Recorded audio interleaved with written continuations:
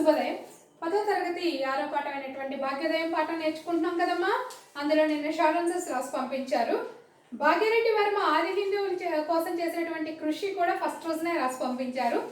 మీ చుట్టూ ఉన్న సమాజంలో నెలకొన్న మూఢనమ్మకాలు పారద్రోలడానికి మీరు ఏం చేయగలరు? మన చుట్టూ ఉన్నటువంటి మూఢనమ్మకాలు పోవాలి అంటే మనం ఏం చేయాలి? చుట్టూ ఉన్న సమాజంలో మూఢనమ్మకాలు పారద్రోలడానికి ముందుగానే జ్ఞానాన్ని పొందాలి. దాని గురించి అన్నీ కూడా నేర్చుకుని ఉండాలి. మన చుట్టూ పక్క వారిని చైతన్యపరిచి అజ్ఞానం నుండి విజ్ఞానం వైపు నడిపిస్తాను. తర్వాత మన చుట్టుపక్కల వాళ్ళలో ఇలా అయితే ఇలాంటి ఏమీ పెట్టుకోకూడదు, ఇలా జరిగితే ఇలా అవుతుంది కాబట్టి మనం వీటిని నమ్మకూడదు అనేటటువంటిది వాళ్ళల్లో మనం జ్ఞానాన్ని తీసుకుని రావాలన్నమాట. నమ్మకం మంచిదే కానీ మూఢనమ్మకం మంచిది కాదని విశదపరుస్తారు. ఏదైనా ఒకటి నమ్మకం పెట్టుకోవచ్చు కదా, అతి నమ్మకం అనేది ఉండరాదు అని చెప్పేసి చెప్పాలన్నమాట. అసమానతను తొలగించడానికి పుట్టుకతో అందరూ సమానమే అని, అజ్ఞానం వల్లనే నీరు కారి లేదా ఆశగారిపోతున్నారని తెలియపరిచి అంకిత భావంతో సమానత్వాన్ని ఏర్పరచడానికే కృషి చేస్తాను. అంటే పుట్టి అనేది తప్పు, అసలు పుట్టుక నుంచి అందరూ సమానమే, అందరూ ఒంట్లోనూ ప్రవహించేది బ్లడ్డే అని చెప్పేసి వాళ్ళల్లో చైతన్యపరచడానికి ట్రై చేస్తాను. చిత్తశుద్ధితో నిజాయితీతో సమాజం కొరకు పనిచేస్తాను. జన విజ్ఞాన సమితి వారిని ఆహ్వానించి వారి చేత గ్రామంలో ప్రదర్శనలు ఇప్పిస్తాను. వీళ్ళు చుట్టూ సమాజంలో ప్రజలు చైతన్యపరచడానికి ప్రోగ్రామ్స్ ఇచ్చేవాళ్ళు ఉంటారు కదమ్మా, వాళ్ళని పిలిచి ఇప్పుడు టీవీలో అయితే కనుక షోల ద్వారా చూపిస్తూ ఉంటారు మనకి. అట్లా వాళ్ళని పిలిపించి ప్రజల్లో దాని గురించి వివరింపజేస్తాను అని చెప్పేసి సమావేశాలు ఏర్పాటు చేయించి ఉపన్యాసాలు ఇప్పిస్తాను. మూఢనమ్మకాలు తప్పని నిరూపింపజేస్తాను. సశాస్త్రీయంగా ఆలోచించి చైతన్యవంతులు చేయడానికి ప్రయత్నిస్తాను. మంచిగా ఆలోచించి ఇదంతా అబద్ధము, కావాలంటే చూడండి పిల్లి ఎదురు వచ్చినా నేను చేయాలనుకున్న పని చేసి వచ్చాను, అలాగే ఇంకేదన్నా జరిగినా కానీ నా పని అయిపోయింది, ఇట్లా చూపించాలన్నమాట. ఉదాహరణతో చూపిస్తే అప్పుడు వాళ్ళు నమ్మడానికి ఛాన్సెస్ ఎక్కువ ఉంటాయి అన్నమాట. భాగ్యరెడ్డి వర్మ గురించి తెలుసుకున్నారు కదా, అలాగే సమాజం కోసం పాటుపడిన వాళ్ళలో ఎవరో ఒకరి గురించి అభినందన వ్యాసం వాళ్ళు మెచ్చుకుంటూ రాయండి అని చెప్పేసి అన్నారు. నేను ఇక్కడ పైడిమర్రి వెంకట సుబ్బారావు గారి గురించి చెప్తున్నాను. దేశం కోసం, సమాజం కోసం, భావి తరం కోసం జీవితం అంకితం చేసిన మహానుభావుడు కీర్తిశేషు పైడిమర్రి వెంకట సుబ్బారావు. దేశం కోసం, అలాగే సొసైటీ కోసం, నెక్స్ట్ జనరేషన్ కోసం చివరికి తన ప్రాణాలను అంకితం చేసినటువంటి వ్యక్తి ఎవరమ్మా? పైడి వెంకట సుబ్బారావు. ఈనాడు భారతదేశంలోని విద్యార్థులందరికీ భారతదేశం నా మాతృభూమి అనే ప్రతిజ్ఞను అందజేసిన స్ఫూర్తిదాత. India is my country, all Indians are my brothers and sisters అనే తెలుగులో ఉంది కదా. భారతదేశం నా మాతృభూమి, భారతీయులందరూ నా సహోదరులు అనేటువంటిది అది రాసినటువంటి వ్యక్తి అనమాట ఈయన పైడిమర్రి వెంకట సుబ్బారావు గారు. 1963 జూన్ 10వ తేదీన నల్గొండ జిల్లాలోని అనపర్తి గ్రామంలో వెంకటరామయ్య రామాంబాయమ్మ దంపతులకు జన్మించాడు. ఈయన ఎప్పుడు జన్మించాడట? 63 జూన్ 10న. తండ్రి పేరు వెంకటరామయ్య, తల్లి పేరు రాంబాయమ్మ. ఎక్కడ జన్మించాడు? నల్గొండ జిల్లాలోని అనపర్తి. చిన్ననాటినే తండ్రి కోల్పోయిన తల్లి పెంపకంలో మన ఇతిహాస, చారిత్రక, దేశభక్తి గాథలెన్నో తెలుసుకున్నాడు. చిన్నప్పుడే వాళ్ళ ఫాదర్ చనిపోయినప్పటికీ కూడా తల్లి వీళ్ళ గురందరి గురించి ఇతిహాసాలు అంటే రామాయణ, భారత, భాగవతాలు, అలాగే ఛత్రీస్, వీర శివాజీ వీళ్ళ గురించి, అలాగే దేశభక్తి కథలెన్నో కూడా వాళ్ళ తల్లి చెప్పేదట వాళ్ళకి. దైవభక్తి, దేశభక్తి, సమాజ చింతన జీవ రక్షణాలుగా ఎదిగి అందరి మన్ననలు అందుకున్నారు. చిన్నప్పటి నుంచే దేశభక్తి ఉంది, అలాగే దేవుడి పైన భక్తి ఉంది, సమాజం గురించి ఏదో ఒకటి మంచి చేయాలనే ఆలోచన కూడా ఉంది. అలాగే పెరుగుతూ వచ్చాడనమాట. 18 ఏళ్ల ప్రాయంలోనే ఉద్యోగంలో చేరి కుటుంబాన్ని పోషించే బాధ్యతను చేపట్టాడు. 18 ఇయర్స్కి జాబ్లో జాయిన్ అయ్యి కుటుంబాన్ని పోషిస్తూ వచ్చాడట. బ్రిటిష్ వారి పరిపాలన వ్యతిరేకించే ఉద్యమాల్లో పరోక్షంగా పాల్గొని డైరెక్ట్గా కాకుండా ఇండైరెక్ట్గా పార్టిసిపేట్ చేశాడు ఫ్రీడమ్ ఫైటింగ్లో. చైనా యుద్ధం సందర్భంగా దేశభక్తిని జాగృతం చేసేందుకు చైనీయులు జాతీయ స్థాయిలో దేశభక్తి గీతాలను పాఠశాలలో ఆలపింపజేసింది. ఈ సంఘటనతో ప్రేరణ పొంది మన దేశం బడిలలో కూడా దేశభక్తిని, సమాజం పట్ల బాధ్యతను, ఉత్తమ వ్యక్తిత్వాన్ని నింపేందుకు ఏదైనా చెయ్యాలన్న తపన సుబ్బారావు కళ నుండి ప్రతిజ్ఞగా రూపుదిద్దుకుంది. చైనా వాళ్ళకి యుద్ధం వచ్చినప్పుడు వాళ్ళ ప్రజల చైతన్యం కల్పించడం కోసం పిల్లలకి దేశభక్తి గీతాలు ఇవన్నీ కూడా స్కూల్స్లో పాటించి వాళ్ళల్లో దేశభక్తిని అనేది నింపడం అనేది జరిగింది. అలాగే మన వాళ్ళకు కూడా ఏదో ఒకటి చేసి పిల్లల్లో దేశభక్తి నింపాలి అనేటటువంటి ఉద్దేశంతో ఈ ప్రతిజ్ఞ రాయడం అనేది జరిగిందట. ఉత్తమ వ్యక్తిత్వం ప్రతి పాఠశాలలోనూ దీన్ని అనుసరించేందుకు భారత ప్రభుత్వం పాఠ్య పుస్తకాల్లో చేర్చింది.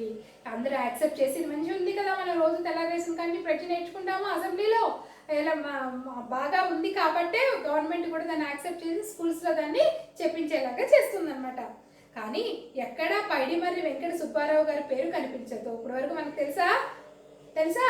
ఈయన రాసింది రవీంద్రనాథ్. జనగణమన అంటే రవీంద్రనాథ్ ఠాగూర్ అని చెప్తాం. భారతదేశం నా మాతృభూమి రాసింది ఎవరంటే తెలుసా మనకి? తెలియదు కదా. కొత్త పుస్తకాల్లో మన తెలంగాణ ప్రభుత్వం చేర్చిన దేశంలోని అన్ని రాష్ట్రాల్లోనూ పాఠ్య పుస్తకాల్లో వారి పేర్లు చేర్చవలసిన అవసరం ఉంది. మన స్టేట్లో చేర్చినప్పటికీ కూడా మిగిలిన అంతా కూడా దేశం మొత్తం మీద కూడా దీనికి ఏర్పాటు చేయాల్సినటువంటి పరిస్థితి ఉంది కూడా. తమ పేరు గురించి కాక ముందు తరాల అందమైన భవిష్యత్తు గురించి ఆలోచించి కృషి చేసే నిరాడంబరులు ఎవరు? మన పైడిపల్లి సుబ్బారావు, వెంకట సుబ్బారావు. ఉదార చరిత్రలు కొందరే ఉంటారు. అంటే ఎదుటి వాళ్ళని గురించి ఆలోచించే క్యారెక్టర్ ఉన్నటువంటి వాళ్ళు కొంతమందే ఉంటారు. అటువంటి కొందరిలో మన రాష్ట్రానికి చెందిన పివి సుబ్బారావు గారు ముందు వరుసలో ఉండటం మనందరికీ కూడా గర్వకారణం. ఇది వాళ్ళని ఆయన అభినందిస్తూ రాసినటువంటి వ్యాసం అనమాట. అలా మీకు ఎవరికైనా గురించి తెలిస్తే వాళ్ళ గురించి అభినందన వ్యాసం రాసుకోండి. మీకు ఎలా రాయాలి అనే దానికి ఎగ్జాంపుల్. నెక్స్ట్ గ్రామర్ పార్ట్ చూడండి అమ్మా. ఈ క్రింది పదాలకు పర్యాయ పదాలు రాయండి. అండ. అండ అంటే ఆధారం, ఆసరా,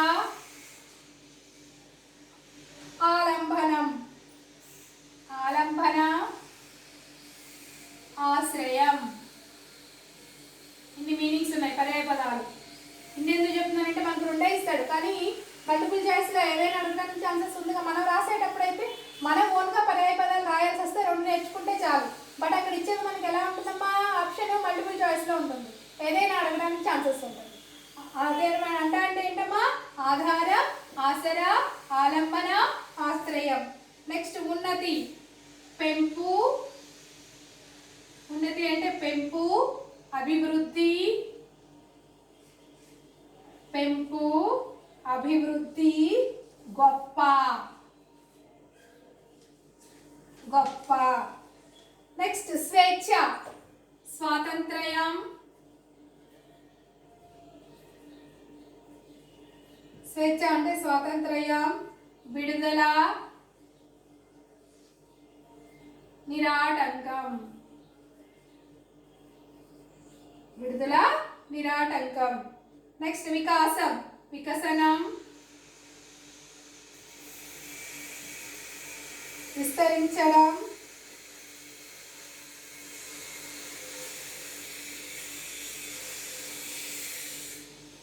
వృద్ధి చెందడం. వృద్ధి చెందడం. ఇవి పర్యాయ పదాలు. Once again repeat. అండ, ఆధారం, ఆసరా, ఆలంబన, ఆశ్రయం. ఉన్నతి, పెంపు, అభివృద్ధి, గొప్ప. స్వేచ్ఛ, స్వాతంత్ర్యం, విడుదల, నిరాటంకం. వికాసం, వికసనం, విస్తరించడం, వృద్ధి చెందడం. అలాగే నెక్స్ట్ ఏమి ఇచ్చాడు? సొంత వాక్యాలు రాయమన్నాడు. క్రింది పదాలను ఉపయోగించి సొంత వాక్యాలు రాయండి అని చెప్పేసి అన్నాడు. ఏకతాటిపై. ఏకతాటిపై అంటే ఒకే మాట. ఏకతాటి అంటే ఏంటమ్మా? ఒకే మాట. ఒకే మాట అంటే మనం ఏం రాయొచ్చు? ప్రజలందరూ ఏకతాటిపై నడవాలి. అప్పుడు ఎవరు కూడా ఎవరిని కూడా మోసం చేయలేరు అనమాట. అర్థమైందా? నెక్స్ట్ వర్డ్ ఏంటి? మచ్చుతునక. మచ్చుతునకనేనా అంటే గ్రేట్ ఎగ్జాంపుల్, గొప్ప ఉదాహరణ అని మీనింగ్ అనమాట. గోల్కొండ నిజాం చరిత్రకు మచ్చుతునక. గోల్కొండ కోట నిజాం ప్రభుత్వానికి, నిజాం చరిత్రకు మచ్చుతునక అంటే గొప్ప ఉదాహరణ అని అర్థం అనమాట. మహమ్మారి. కలరా ఒక మహమ్మారి. ఇప్పుడు మనం ఏం రాయొచ్చు? కరోనా వైరస్ ఒక మహమ్మారి అని రాయొచ్చు, రాయకూడదా? సిచ్యువేషన్ తగ్గట్టుగా. కరోనా వైరస్ ఒక మహమ్మారి. నిరంతరం. విద్యార్థులు నిరంతరం చదవాలి. విద్యార్థులు నిరంతరం చదవాలి. సగం చదివితే మార్కులు బాగా బ్రహ్మాండంగా వస్తాయి కదా నాన్న? అంతేనా? సూపర్గా వస్తాయి కదా? కంటిన్యూ చదువుతూ ఉండాలి. నిద్రపోతున్న వాళ్ళు ఎవరో మేల్కొని మరీ చదువుతూ ఉండండి. ఎలాగో ఇలాగే కంటిన్యూ అయినా ఎగ్జామ్స్ కూడా కంటిన్యూ అవుతూ ఉంటాయి. ఓకే, ప్లాన్ చేస్తున్నాం. FA1 రాపించడానికి, లేదంటే SA1 రాపించడానికే ప్లాన్ చేస్తున్నాం. పేపర్స్ అవి ప్రిపేర్ చేయాల్సి ఉంది ఇంకా కొంచెం. అది అయిపోయినాక మీకు ఇస్తారు sir time table. Okay, next పదాలను, పద సంబంధాలను వివరించి రాయండి అన్నాడు. అంకితం కావడం. అంకితం కావడం అంటే పూర్తి ఏకాగ్రతతో. అంకితం కావడం అంటే పూర్తి ఏకాగ్రతతో, నిండు మనస్సుతో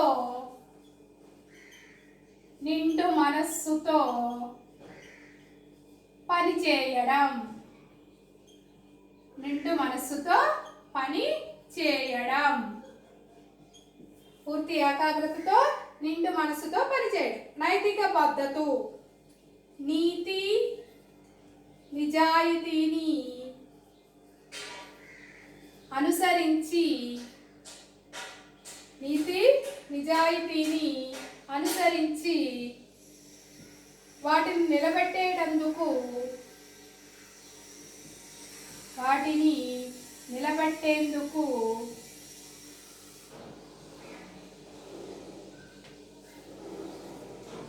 ఇచ్చే తోడ్పాటు హెల్పింగ్ అన్నమాట. నెక్స్ట్ మాట సహాయం అన్నమాట. చిత్తశుద్ధి ఏదైనా ఇప్పుడు మనకి ఇచ్చారనుకోండి, ఓకే మేము కూడా ఉంటాము, మేము కూడా పార్టిసిపేట్ చేస్తాము, మీ వెనకాల మేము కూడా ఉంటాము అని సపోర్ట్ చేస్తాం చూడండి, దాన్ని నైతిక మద్దతు అంటారనమాట.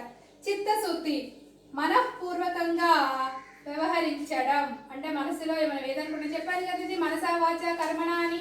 మనసులో ఏదనుకుంటామో మాటల్లో అది కనిపించాలి, మాటల్లో ఏం చెప్తామో చేతల్లో కనిపించాలన్నమాట. మనఃపూర్వకంగా వ్యవహరించడం మనసు ఏది చెప్తుంది అంటే ఎక్కడ లోపల ఒకటి బయట ఒకటి లేకుండా ప్రవర్తించడం అని అర్థం అనమాట. అలాగే సాంఘిక దురాచారాలు, సంఘంలోని దురాచారాలు, సంఘంలో ఉన్నటువంటి దురాచారాలు, బాల్య వివాహాలు ఉన్నాయి కదా, ఎలాంటివి సతీ సగమనం అని పోయినాయి అనుకోండి, అదనమాట. సతీ సగమనం, అంటరానితనం మొదలైనవి. సొంత కాళ్ళపైన నిలబడడం, తనకు తాను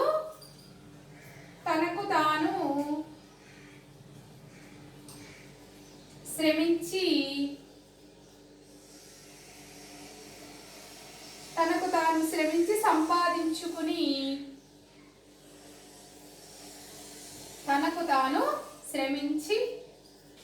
సంపాదించుకుని తన సంపాదనతో జీవించడం.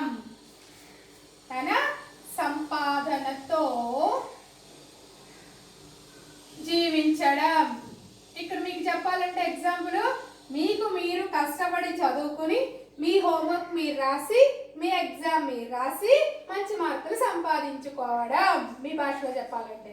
అర్థమైందమ్మా? ఇవి నెక్స్ట్ అంకితం కావడం అంటే ఏంటి? పూర్తి ఏకాగ్రతతో నిండు మనస్సుతో పనిచేయడం. నైతిక మద్దతు అంటే నీతి నిజాయితీని అనుసరించి వాటిని నిలబెట్టేయడానికి ఇచ్చేటటువంటి తోడ్పాటు లేదా మాట సహకారం. చిత్తశుద్ధి మనఃపూర్వకంగా వ్యవహరించడం. సాంఘిక దురాచారాలు, సంఘంలోని దురాచారాలే సాంఘిక దురాచారాలు, బాల్య వివాహాలు, సతీ సగమనం, అంటరానితనం మొదలైనవి అనమాట. సొంత కాళ్ళపైన నిలబడడం, తనకు తాను శ్రమించి సంపాదించుకుని తన సంపాదనతో జీవించడం. ఇవి ఇక మీరు రేపు రాయాల్సినటువంటి హోంవర్క్ ఏంటయ్యా అంటే ఇవే మీనింగ్స్, అంటే పర్యాయ పదాలు అండ, ఉన్నతి, స్వేచ్ఛ, వికాసం పర్యాయ పదాలు. అలాగే సొంత వాక్యాలు, ఏకతాటిపై అంటే ఒకే మాటపై. ఎగ్జాంపుల్ గుర్తుపెట్టుకోండి, నేను చెప్పిన సొంత వాక్యాలు రాయటం కూడా. సొంత అంటే ఓన్ సెంటెన్సెస్ అని అర్థం అనమాట, మీరు ఓన్గా రాయాలి. మచ్చు తునక అంటే గొప్ప ఉదాహరణ, గ్రేట్ ఎగ్జాంపుల్. మహమ్మారి పెద్ద రోగం, మహమ్మారి అంటే మీనింగ్ ఏంటమ్మా? పెద్ద రోగం. నిరంతరం ఎల్లప్పుడు, నిరంతరం అంటే మీనింగ్ ఏంటి? ఎల్లప్పుడు. మీనింగ్ నేను చెప్పాను కదా, మీరు ఓన్ సెంటెన్సెస్ మీరు రాయండి. అలాగే పదాలను వివరించండి. అంకితం కావడం, నైతిక మద్దతు, చిత్తశుద్ధి, సాంఘిక దురాచారాలు, సొంత కాళ్ళపై నిలబడటం. ఈ మూడు బిట్లు కూడా హోంవర్క్ రాసి పంపించండి. ఓకేనమ్మా? నీట్గా రాసి పంపించండి. ఓకేనా? ధన్యవాదాలు.